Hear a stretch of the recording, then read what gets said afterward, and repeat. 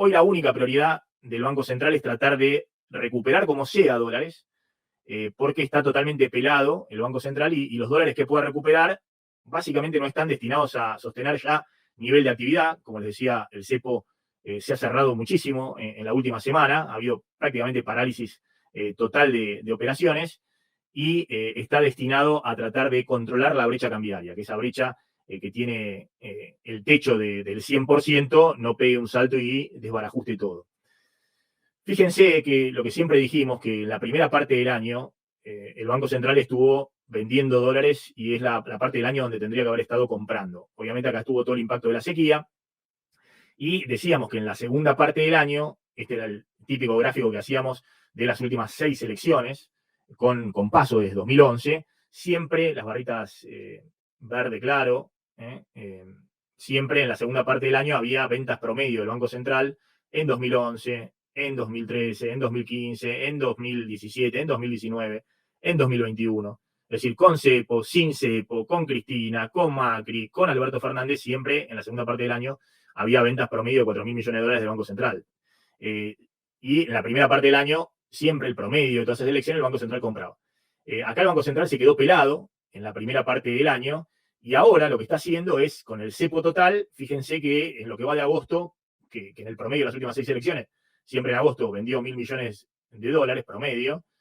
viene recuperando reservas. Pero esto lo está haciendo gracias al dólar agro, pero fundamentalmente con el cepo total a las importaciones, es decir, con un costo alto desde el punto de vista del nivel de actividad y de los precios. El Banco Central está con reservas netas totalmente negativas, ya casi 10.000 millones de dólares de reservas negativas, y lo único que hay en las reservas del Banco Central, hay reservas brutas por 24.000 millones, pero son todos préstamos. Es decir, no son dólares del Banco Central. Fíjense que hoy, no sé, prácticamente el 80% de las reservas es el swap con China, es decir, es el préstamo con China que se está ejecutando una parte. Otra parte son los encajes en los bancos, es decir, la parte de los depósitos privados en dólares que se contabilizan como reserva, y después están los préstamos del Banco Internacional de Basilea y ahora los 1.000 millones que se suman de la CAF, que también es un préstamo de corto plazo hasta que apruebe el FMI el desembolso y se le pueda devolver también a la Corporación Andina de Fomento. Y después también está CEDESA, contra la cual también se están haciendo préstamos para usar los dólares que tiene el Fondo de Garantía de los Depósitos en Pesos. Y ha habido una polémica que no me quiero meter con el tema de las reservas de oro, que han bajado de 3.900 millones a unos 3.500 millones. Ahí faltan 400 millones de dólares de reservas de oro, pero el Banco Central suele hacer, esto era unos días antes, que había 3.975 millones de reservas de oro, ahora hay 3.469, pero suele hacer distintas operaciones de repo con los certificados de oro que tiene en Basilea o en Londres para conseguir liquidez de corto plazo. No me parece que sea hoy algo relevante. Lo que sí es relevante es que las reservas netas están con 10.000 millones de dólares negativas y eso también presiona sobre los dólares libres. Es decir, todos ven que no hay un solo dólar en el Banco Central, al contrario, tiene deudas por más de 10.000 millones de dólares y todavía hay muchos pesos que pueden correr al dólar. Esto es lo que les decía, el Banco Central ha incrementado la intervención en la brecha cambiaria al final del día con dólares genuinos, y este cálculo actualizado últimas 3 semanas está cerca de los 400, 500 millones de dólares, básicamente para poner ese precio de oferta del dólar MEP abajo de los 520 pesitos. Después vamos a ver el tema de depósito en dólares. Lo que quiero mostrarles es esto, y vuelvo a hacer este punto respecto a la situación con el fondo. Al FMI se le llevan pagados hasta el día de hoy, entre los pagos de capital y pago de intereses. Fíjense que ya ha sido las últimas veces, por ejemplo, en junio se le pagó casi 2.700 millones de dólares, esto se pagó en junio con 1.700 millones de dólares que había de DEC en la Reserva del Banco Central, derecho especial de giro, y 1.000 millones de yuanes. En julio, que es lo que se pagó el último día de julio, el 31, se pagó con 1.700 millones de dólares de yuanes y el préstamo de 1.000 millones de dólares de la Corporación Andina de Fomento. Y el último pago de intereses, que fue al final de esta semana que pasó, como bien les decía recién, se pagó con el préstamo de Qatar, o el préstamo de los DEC por parte de Qatar. Es decir, se ha juntado de cualquier lugar, tratando de buscar otros prestamistas y no caer en mora con el FMI, pero al FMI se le llevan pagos más de 15.000 millones de dólares en el año, que si uno lo netea con el único desembolso que hizo en el año el FMI, que es este de marzo, de 5.280 millones de dólares, da como resultado que al FMI se le llevan pagados neto del desembolso más de 10.000 millones de dólares.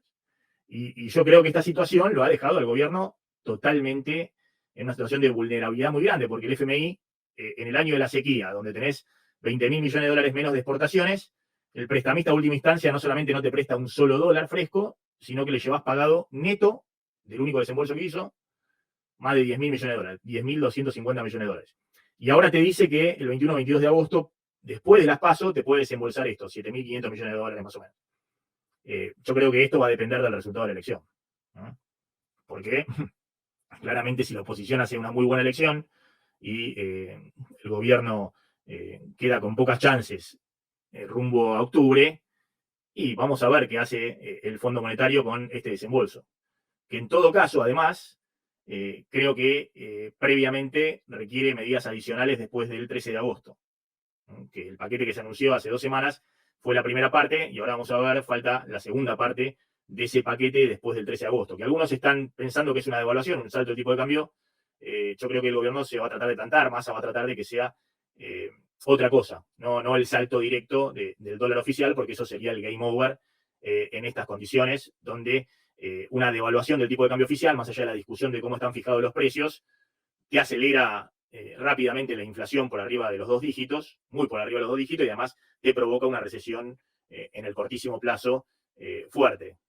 Y yo no veo que el gobierno, que ha aguantado como sea, esté dispuesto a aceptar eso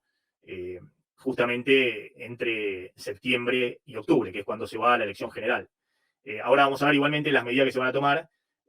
Provoca ese mismo efecto en cámara lenta. Ya lo hemos visto en las últimas 2 semanas, se acelera la inflación y hay problemas con el nivel de actividad, empieza a enfriarse, pero en cámara lenta, y ese va a ser el camino después del 13 de agosto. Bueno, ¿cuáles son las nuevas medidas después del 13 de agosto? Creo que van con una suba del impuesto a las importaciones, alineando todo no ya al 7,5, sino al 30% del impuesto país que tienen los bienes suntuarios, por ejemplo, que eso vaya prácticamente para la mayor parte de las importaciones, exceptuando algo mínimo, porque de hecho ese 30% que hoy está para bienes suntuarios no se está aplicando, porque todos los bienes suntuarios, yo daba el ejemplo de autos de alta gama, más de 40.000 dólares y demás, hoy nos importan al tipo de cambio oficial más 30%, es decir, no se importan a un dólar de 340, 350, sino se importan a dólar billete. Y eso ya está todo blanqueado, ¿no? El gobierno dice, bueno, esto no apruebo una sola CIRA, salvo que la terminal ponga dólares billete en la cuenta para transferir al exterior y ahí se aprueban a dólar billete. Entonces, hoy hay muy poco que esté a un dólar oficial más el 30%, ¿no? Y creo que la opción es, o tienen que devaluar, cosa que el gobierno se va a resistir y Massa, principalmente siendo el candidato, no lo va a aceptar o va a tratar de evitarlo, y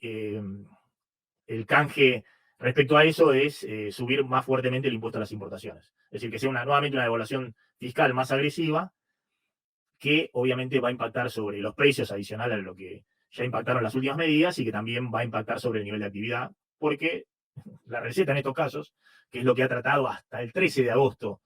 de evitar el Ministerio de Economía, es un ajuste de nivel de actividad para que caigan las importaciones, para que se ahorren dólares y el Banco Central pueda recuperar el equilibrio o pueda recuperar reservas. Entonces, la diagonal nuevamente va a ser más devaluación fiscal,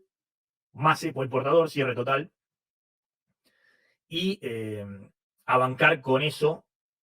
con los dólares que termine de recuperar el dólar agro hasta el 31 de agosto y después un soja 4 posteriormente, que ahí pueden entrar 2.000, 3.000 millones de dólares, a bancar la brecha hasta octubre, tratando de que la brecha no se dispare muy por arriba del 100%. Ese es el esquema básico, no hay magia, y el resultado va a ser, bueno, una inflación que se acelera, pero que no se espiraliza, se acelera, se aleja obviamente del 6%, incluso del 7%, puede estar más firme,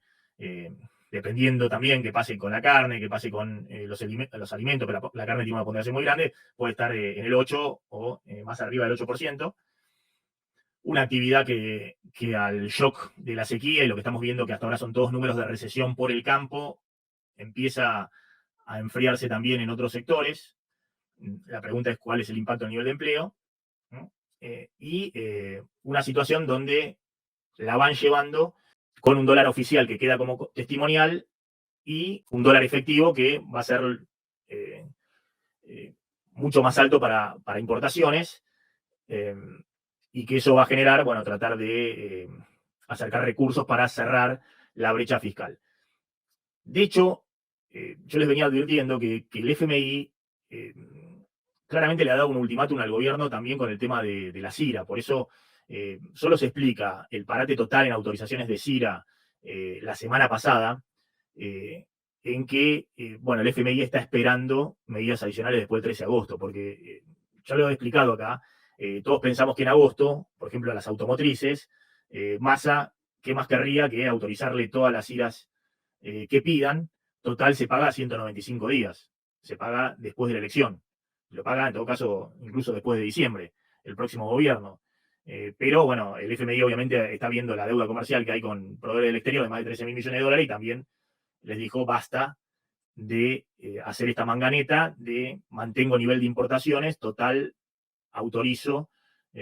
importaciones que se patean para adelante el pago y que van acumulando deuda comercial, como se acumula la deuda también con el pago de yuanes, que es un crédito del Banco Central de China, ¿no?